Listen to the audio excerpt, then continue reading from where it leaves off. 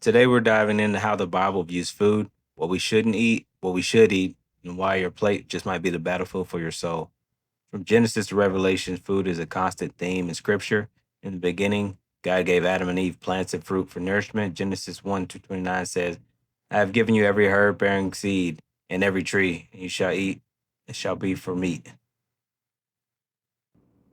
But after the flood in Genesis 9:3, God expands the permission, saying, every moving thing that lives shall be meat for you, even as the green herb. However, even with that allowance, boundaries were set. Fast forward to Leviticus 11 and Deuteronomy 14. Gives Israel a detailed list of clean and unclean animals. Clean animals chew the cud and have split hooves like cows and sheep. Fish need fins and scales, but pig, shellfish, bird of prey And are here's off the limits. Key. These food laws weren't random, they're about health, holiness, and obedience. Food was spiritual. While some argue that Jesus abolished the food laws in the New Testament, the truth is more nuanced.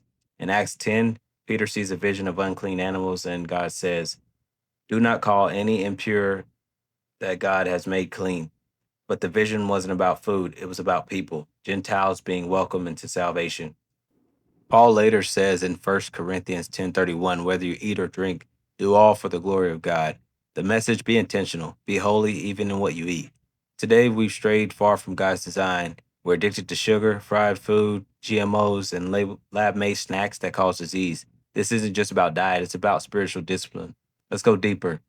Food was the first tool Satan used to break man's relationship with God. In Genesis 3, it wasn't violence or lust, it was food.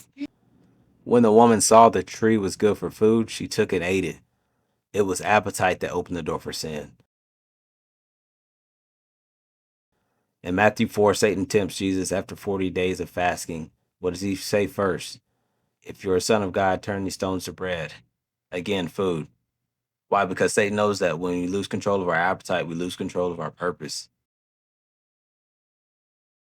He uses food to dull our mind, to distract us, distract our spirit, to make us sick, tired, addicted, and spiritually numb.